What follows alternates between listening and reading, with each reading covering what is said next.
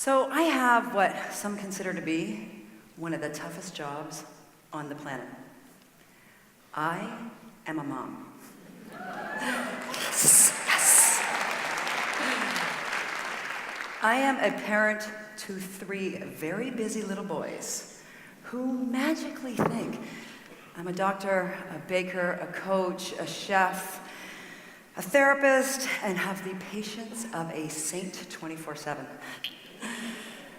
I truly do my best, and some days are definitely better than others, especially that part about having the patience of a saint. I want what most parents want for my kids. I want them to have a happy childhood. I want them to be free to play, build friendships, grow to be kind, compassionate, happy adults.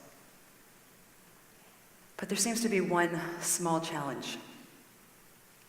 The World Happiness Report states, at any one time, over 220 million children and 1 billion adults suffer from anxiety, depression, and conduct disorders. Not exactly a pretty picture of happy people on a happy planet, now is it? Unfortunately, as adults, whether you're a parent or not, this is what our children are learning from us. They see how busy we are every day. They feel our stress, and they watch us struggle to find our own happiness. So how do we go from anxiety and depression to happy? Some good news. The World Happiness Report also states the best predictor of whether a child becomes a satisfied adult is through their emotional health in childhood. So if I have this right, it should be easy. Happy children, happy adults, happy planet, yes? Well, this is the exact lesson I learned from my dad. When I was a little girl growing up in the big city of London, Ontario, every Christmas morning, my dad would take my 3 sisters and I to his office. You see, my dad was a doctor and his office, a hospital. It was our job to stand around the beds of his patients and sing Christmas carols. We started with the same song every time, and my dad, he'd lead the singing.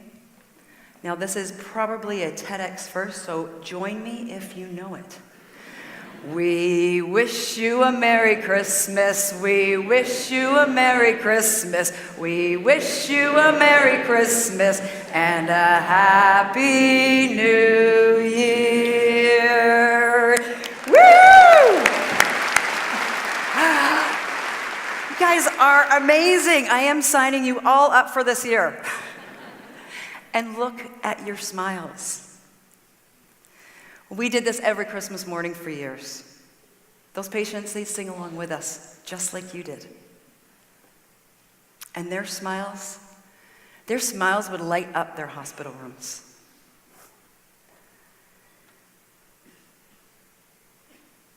This is what I learned from our singing. Giving back to those patients, it made them happy. And it made me happy. Now, we've all heard that giving makes you happy and it's better to give than receive. But have you actually thought of why? Well, researchers from all over the world have been studying the science and psychology of giving. They've discovered that our brains and our bodies are actually hardwired for giving. When we give, our endorphins kick in, giving us this natural high feeling. They've actually called it the helper's high. Our oxytocin levels rise. This would be our love hormone. And for those of you that have been looking for the fountain of youth, it's our body's natural anti-aging remedy. And that feeling I got when I volunteered with my dad, that's serotonin, our body's happy transmitter. But here's the icing on the cake. Our cortisol levels drop. This is our stress hormone. Giving reduces anxiety and stress, and it makes us happy. Now, what if I told you you could be happy every day? And it's simple. In fact, it's so simple, a 3-year-old can do it. Well, on my first son, Nick's 3rd birthday, I decided I was going to teach him how he could be happy every day. I was going to teach Nick to give. I introduced the idea over birthday cake and ice cream. Nick, we are going to start this super fun family project together. We are going to give back to the world every day for 1 year. Now I waited to see the excitement on his face, that excitement that I was feeling. And instead, he says, "Mommy, how many days are in here?" Oh yeah, not exactly the response I was looking for. But Nick was just 3. I had to approach this daily giving idea a little differently. This time I got out some craft paper and a big box of crayons, and I started again. Nick, we're gonna do one thing to be kind, helpful, giving to a person, an animal, or the planet every day for 365 days. Now, when I shared this idea with friends and family, they thought I was being, shall we say, a little ambitious. I was gonna give back to the world every day for 365 days with a 3-year-old. I agreed, it seemed like a lot. But not when you start small, just one give, one day at a time. Nick and I started a list just to get us going. It had to be easy and close to home. Donate towels and blankets to our local animal shelter. Pick up garbage, recycle, give clothes to a favorite charity, and our list went on. Well, Nick quickly caught on, and now he was excited. He was actually so excited he wanted to start that day on his birthday. So, first stop down to the local animal shelter to donate towels and blankets. Well, when we walked into that shelter, you instantly got hit by this smell of somewhere between wet dog and disinfectant. We could hear dogs barking. I knew they were locked in cages. They were behind a closed door. Nick handed our towels and blankets over to the nice lady behind the desk. She gave us a big smile and she thanked us for our donation. Well, as we turned to leave, Nick noticed 2 big glass doors that led into a room filled with cats. He went up to that glass and he peered in. And then he turned to me and he said, "Mommy, can you see those cats sleeping on that red blanket back there? Will our blankets be for those cats?" He turned to the nice lady behind the desk and she said, "You bet." You could just see Nick's little brain going. He was making the connection that his daily give was going to help those cats. Nick learned that very first day, as he turned to me and he smiled and he said, "Awesome, Mom," that giving made him happy. Day 2, down at the beach for a little fun in the sun and a game. How much garbage could we pick up in 3 minutes or less? Because that was the attention span of my 3-year-old. Day 3, we took that garbage and we sorted it. At the ripe old age of 3, Nick learned to recycle. Well, daily giving quickly became a routine for Nick, just like kind of brushing his teeth. Well, actually, come to think of it, it would be easier to teach a 3-year-old to give every day than it is to brush their teeth every day. Yeah, for sure. Nick asked if we could share our daily giving adventures with our friends and family so they could follow along. So that very first day, I started a blog, and I called it 365 Give. Now, just so you know, I am not a writer or some social media guru.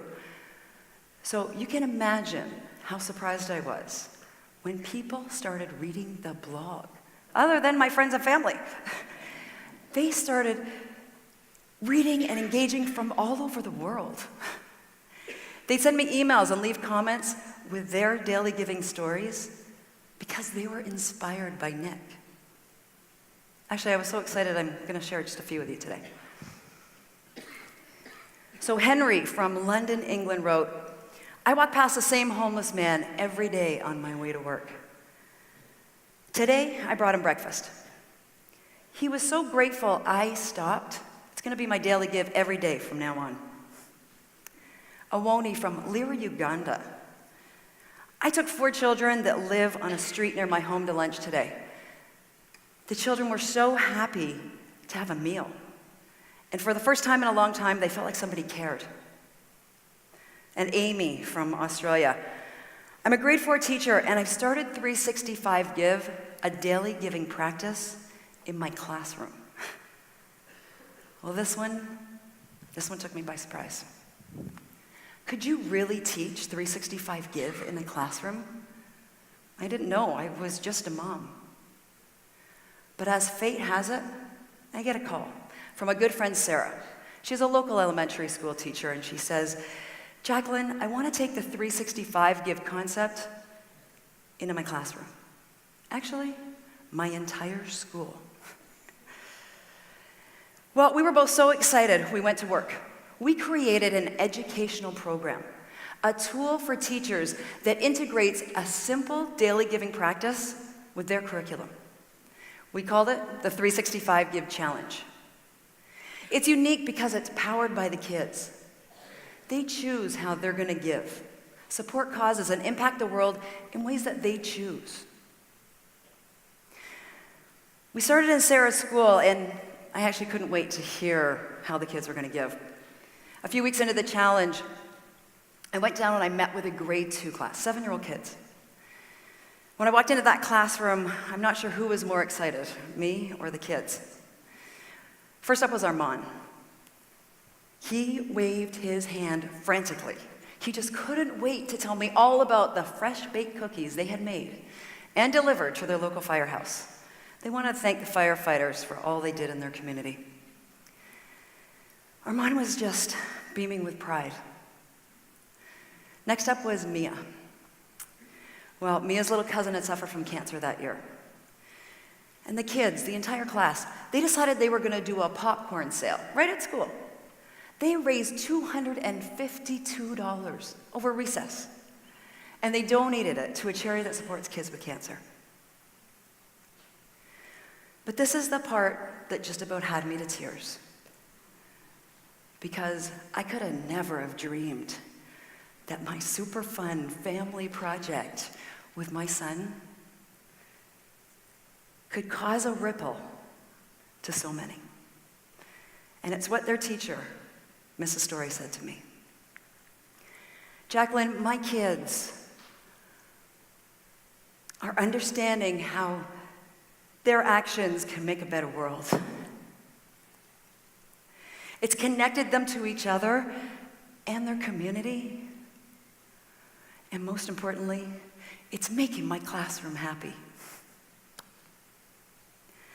The 365 Give Challenge has now touched over 5,000 children in 25 schools, and we have only just begun. Thank you. Thank you.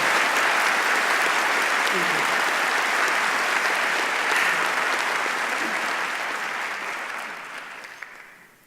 The kids are sharing their daily giving stories with other kids, and it's creating a ripple into their families, their communities, and around the world.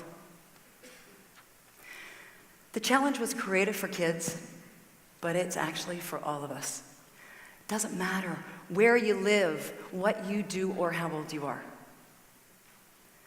Just imagine if we all did it. It started with just one child giving every day. That's 365 daily gives. We shared, and it's rippled to right here with all of you. Now let's take everybody in this room. Over 2,000 people times 365 daily gives. That is over 700,000 daily gives. It's no longer just one child giving every day, but each and every one of us creating a better world, a happier world. And it's so simple, a 3-year-old can do it.